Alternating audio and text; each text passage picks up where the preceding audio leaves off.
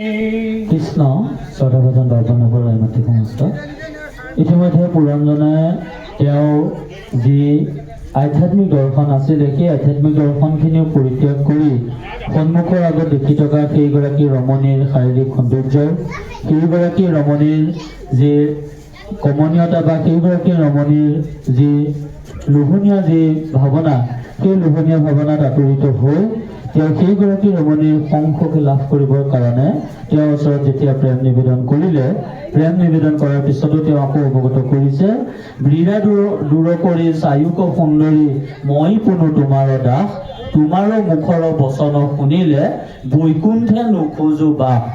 চাওকচোন যে পুৰঞ্জনে লাষ্টত এনেকুৱা এটা পৰ্যায়লৈ গতি কৰিলেগে যে তোমাৰো মুখৰ বচন শুনিলে বৈকুণ্ঠে নোখোজো বাস। মনুষ্যসকলৰ আটাইতকৈ শ্ৰেষ্ঠ প্ৰাপ্তিটো কি? মনুষ্যসকলৰ আটাইতকৈ শ্ৰেষ্ঠ প্ৰাপ্তিটো হৈছে মুখ্য লাভ কৰা। অৰ্থাৎ মুখ্য প্ৰাপ্তিৰ পিছত আৰু বেলেগ আৰু কোনো বিষয় নাথাকে। আৰু সেই মুখ্য প্ৰাপ্তিৰ সমান্তৰালভাৱে আটাইতকৈ আধ্যাত্মিক দৰ্শনটো হৈছে কি? বৈকুণ্ঠ প্ৰাপ্তি। বৈকুণ্ঠ প্ৰাপ্তি মানে কি? য'ত আমি ঈশ্বৰৰ গুণনাম শ্ৰৱণ কীৰ্তন কৰিম, য'ত আমি খাওঁতে শুওঁতে উঠোঁতে বহোঁতে যিকোনো কৰ্ম কৰোঁতে আমি ভকত তথা সাধু ভকতৰ সংগ পাম, সেয়া হৈছে বৈকুণ্ঠ আৰু সেয়া হৈছে পৰম প্ৰাপ্তি।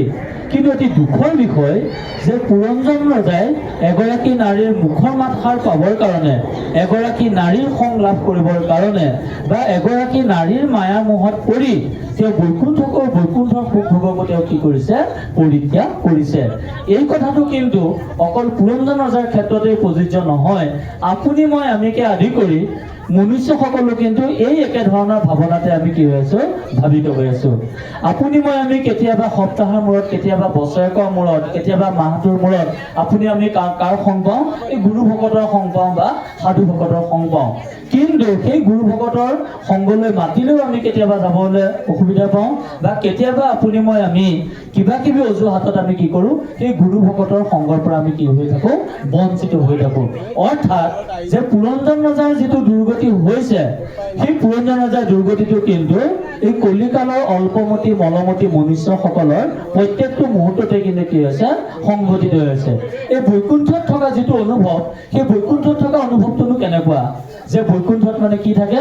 যে নাৰদক বিষ্ণু আচন্ত কৈ বৈকুণ্ঠত মই নাথাকোলৈ, থাকো ভকতৰ কীৰ্তন চাই যোগীৰ হিয়া এৰি সমুদায়।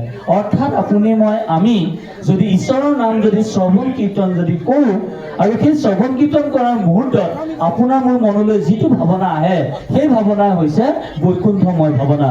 বৈকুণ্ঠ যেনেধৰণে ঈশ্বৰৰ গুণনাম শ্ৰৱণ কীৰ্তন কৰা হয়, ঠিক তেনেকৈ আপুনি মই আমিও কি কৰোঁ? যে গুৰু ভকতৰ বা সাধু সংগত থাকি যিখিনি নাম স্মৰণ কৰোঁ, সেই নামে গুণ স্মৰণতেই আপুনি মই আমি বৈকুণ্ঠৰ আধ্যাত্মিক তত্ত্বটো আমি হৃদয়ংগম কৰিব পাৰোঁ। কিন্তু পুৰঞ্জন ৰজাৰ কি হ'লগে? তেওঁ এগৰাকী নাৰীৰ মোহত পৰি মায়াত পৰি তেওঁ কি হ'লগে? এহিমতে জীৱ ঈশ্বৰৰ অংগ সন্মুখে হৰি পৰাই, বুদ্ধিৰ সংগত মোহ হৈ দেখা বিষয় সুখ আশায়ে।